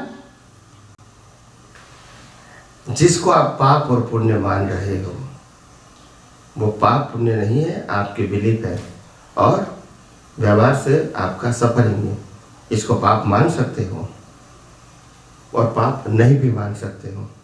एग्जाम्पल, राम ने रावण के साथ युद्ध करने के बाद लाखों लोगों की हिंसा किया, वही अवतार में मोक्ष में गए, वो पाप था, यस और नो? मैं आपको उत्तर दे रहा हूं कि पाप और पुण्य क्रिया के ऊपर आधारित नहीं है, दृष्टि के ऊपर आधारित है। लाखों लोगों की हिंसा करने वाला वो पापी नहीं हो सकता है, क्योंकि वो दे आर ऑब्जर्वर। और किसी को नहीं मारने के बाद भी वो मारने का भाव करता है, वो हिंसक है। It's depend on your vision. You understand me? That's it. तो ये एक्शन के साथ जुड़ी हुई बात नहीं है। ये दुनिया में कोई भी व्यक्ति ऐसा पैदा नहीं हुआ है और नहीं होगा, वो ऐसा दावा कर सकता है कि मैं सबको समझा सकता हूँ। ऐसा दावा इस दुनिया में पैदा हुए कोई भी व्यक्ति नहीं कर सकता है। It's depend on circumstances. आप समझे ना? कोई भी व्यक्ति की बात है, इसमें कोई इंडिविजुअल नाम की जरूरत नहीं है। जैसे हम पति पत्नी होते हैं, एक दूसरे को नहीं समझ पाते हैं और नहीं समझा पाते हैं, थाउजेंड्स ऑफ टाइम। ये कोई नई बात है? ये कोई नई बात है? हम पिता हैं, बच्चे को नहीं समझा पाते, ये कोई नई बात है? गुरु है, शिष्य को नहीं समझा पाते, ये कोई नई बात है? It is a common things. Yes please. जन्म, जीवन और मृत्यु सब डिसाइडेड है, और जन्म, जीवन, मृत्यु के साथ मन, वचन, काया की क्रिया भी डिसाइडेड है as per our previous birth cause. So in this life, through our mind, speech and action, we are depend on previous birth cause, we are not independent। अभी डिपेंडेंट है, इसीलिए कुदरत के कानून के मुताबिक जिम्मेदार नहीं है। बट जो हो रहा है इसका आप डूअर और ओनर है, तब तो जिम्मेदार है ही। तो प्रश्न दृष्टि का है, क्रिया का नहीं है। You understand? अगर ये मैंने किया है तो फिर पाप पुण्य तो लगेगा ही। अगर आप ये हो रहा है इसका मैं ऑब्जर्वर हूँ, नॉट आई एम। मैं न शरीर हूँ न ही शरीर को चलाने वाला हूँ, और जो शरीर भुगतान करती है वो भुगतान करने वाला भी मैं नहीं हूँ। इस शरीर को, शरीर का क्रिएटर, ऑपरेटर, डिस्ट्रॉयर कुदरत है और मैं मन वचन काया इनकी अवस्थाओं से मुक्त ऐसा चेतन, अविनाशी और अनंत शक्ति वाला शुद्ध आत्मा हूँ। अगर ये दृष्टि रहेगी then you are not responsible. अगर ये नहीं रहेगी you are responsible. Yes, please. यहाँ काफी बात हुई कि ये विज्ञान है, अगर उसको समझो तो सॉल्यूशन है। Yes. तो ये विज्ञान को हम कैसे सिंपल हम संसार और आत्मा को अलग करने के लिए कैसे हम विज्ञान का यूज करें डे टू डे लाइफ में? तो आप कोई एग्जांपल देके सिंपल भाषा में बता सकते हैं कि चलो ये हुआ तो ये विज्ञान का उपयोग कैसे करें हम उस टाइम? यस यस, संसार में ये विज्ञान का उपयोग करने के लिए and easy to understand and easy to apply, सहज तरीके से कैसे आप कर सकते हैं, इसका मैं एग्जाम्पल देके आपको समझाने की कोशिश करता हूँ। जैसे सेंटर और सर्कल, क्या बताया? सेंटर और सर्कल। कोई भी सर्कल सेंटर के बिना नहीं होता है, या सुनो, कोई भी सर्कल सेंटर के बिना नहीं होता है। हमारे जीवन में सेंटर और सर्कल क्या है?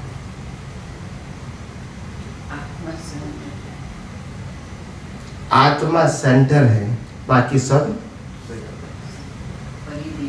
When you know the value of center, circle is come and go. But when you know the value of circle, you create the new circle for the next life. You understand? You all understand? That's it. So one example. At that way you can understand हमारे जीवन में value centre की करूँ या circle की करूँ। Circle की करोगे तो राग द्वेष होना ही है, मगर सेंटर के बिना सर्कल नहीं है तो वैल्यू किसकी होनी चाहिए? सेंटर। ये आपके विजन में हर अवस्था में होना चाहिए। So easy to solve your puzzle. Now the second example. जैसे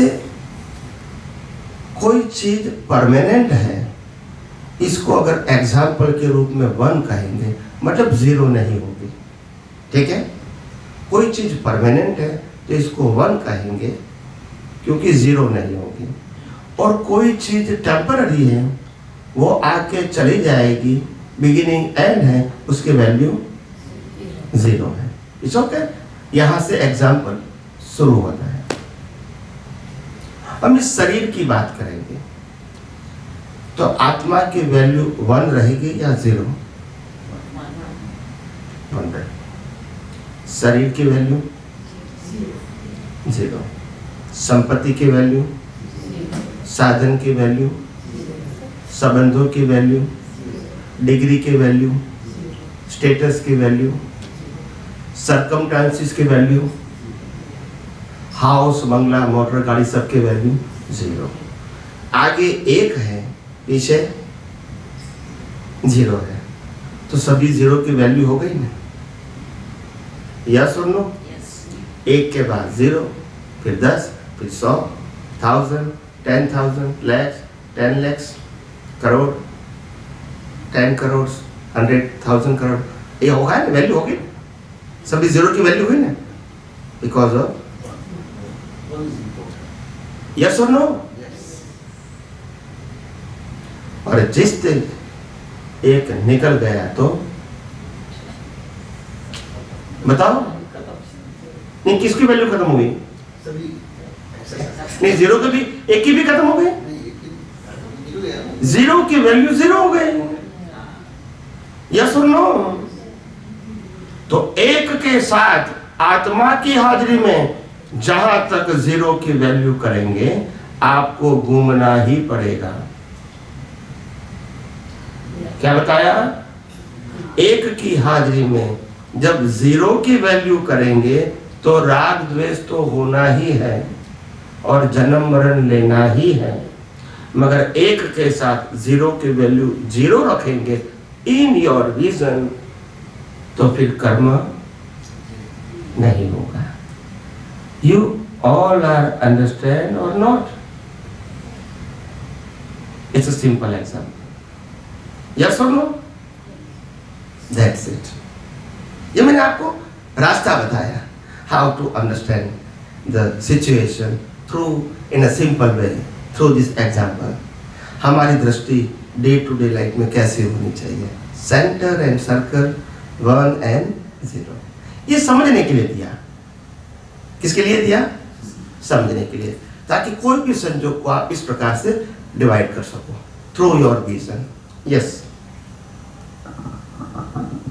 If I am on circumference, how do I reach to the center? Yes. सबसे पहली बात ये है, centre and circle in a life is a correlated. Yes और no? Yes और no? मैंने पहले भी कन्विंस करवाया आपको कि बिना सेंटर सर्कल नहीं होता है। मीन्स सेंटर है, सर्कल है तो सेंटर तो है ही, वो लाने का नहीं है। यस और नो? तो कोई भी अवस्था है उसमें सेंटर नहीं है?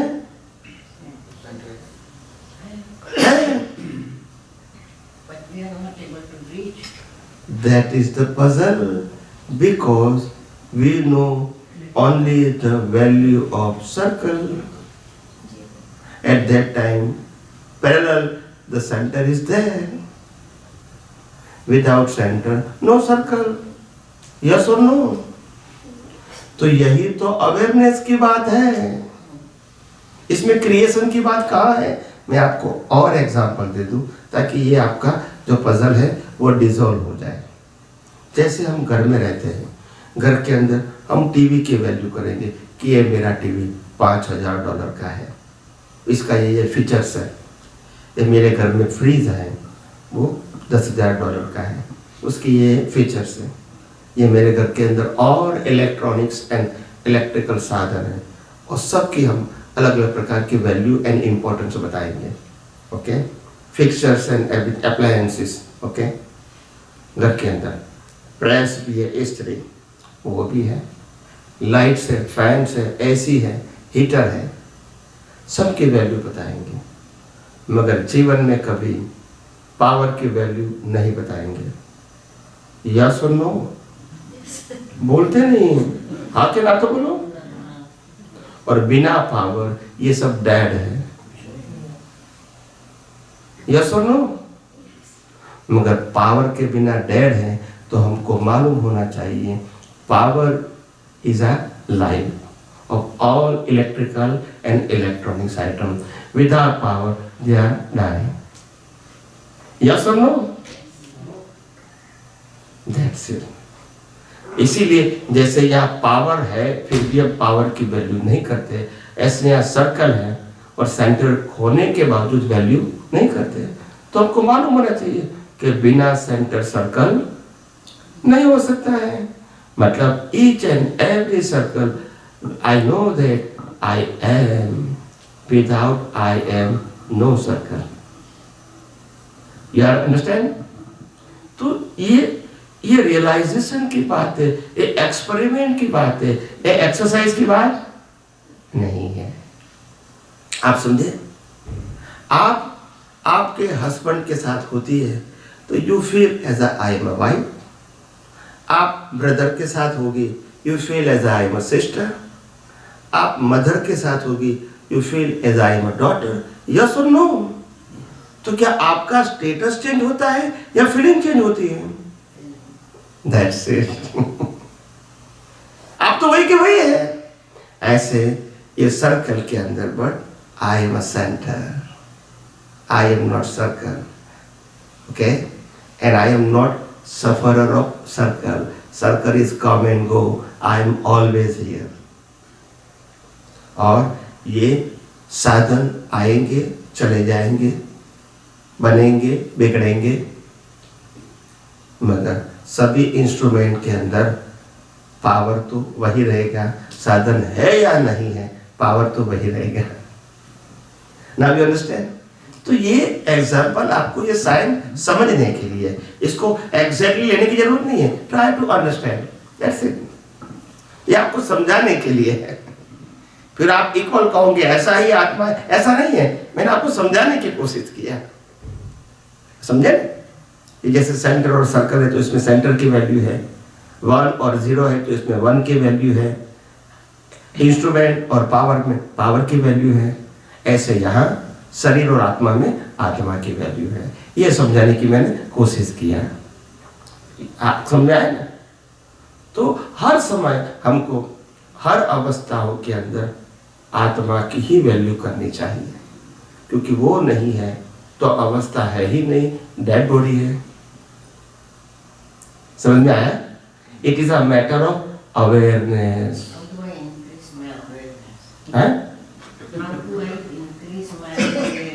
With application in circumstances.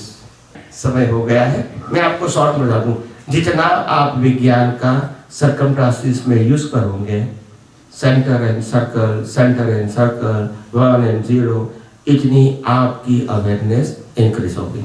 Is okay? फिर आप दोपहर को मिलते हैं, छोटी सी प्रार्थना। हे अंतर्यामी परमात्मा, हे अंतर्यामी परमात्मा, आप हर एक जीव के अंदर विराजमान हैं, आप हर एक जीव के अंदर विराजमान हैं, वैसे मुझ में भी विराजमान है, वैसे मुझ में भी विराजमान है। आपका स्वरूप, आपका स्वरूप वो ही मेरा स्वरूप है, वो ही मेरा स्वरूप है। मेरा स्वरूप मेरा स्वरूप शुद्ध आत्मा है। शुद्धात्मा है। हे शुद्धात्मा भगवान, हे शुद्धात्मा भगवान, मैं आपको अभेद भाव से, मैं आपको अभेद भाव से अत्यंत भक्ति पूर्वक नमस्कार करता हूँ। नमस्कार करता हूँ। अज्ञानता के वश, अज्ञानता के वश, अजागृति के वश, अजागृति के वश, मिथ्या ज्ञान, मिथ्या दर्शन संबंधी, मिथ्या ज्ञान, मिथ्या दर्शन संबंधी दृष्टि से जो कुछ भी दोष हुए हैं, दृष्टि से जो भी कुछ दोष हुए हैं और हो रहे हैं, वो सभी दोषों को आपके समक्ष जाहिर करता हूँ। उनके लिए हृदय से क्षमा याचना चाहता हूँ। हे प्रभु, मुझे क्षमा करे। मुझे क्षमा करे। और बार बार ऐसी दृष्टि संबंधी गलतियां न करूं। ऐसी आप मुझे शक्ति प्रदान करें। हे शुद्धात्मा भगवान, आप ऐसी कृपा करें कि हम में से भेदभाव निकल जाए और अभेद स्वरूप प्राप्त हो। आप और हम अभेद भाव से तन्मयाकार रहे। जय सच्चिदानंद, जय सच्चिदानंद, जय सच्चिदानंद, जय सच्चिदानंद, जय सच्चिदानंद, जय सच्चिदानंद, जय सच्चिदानंद।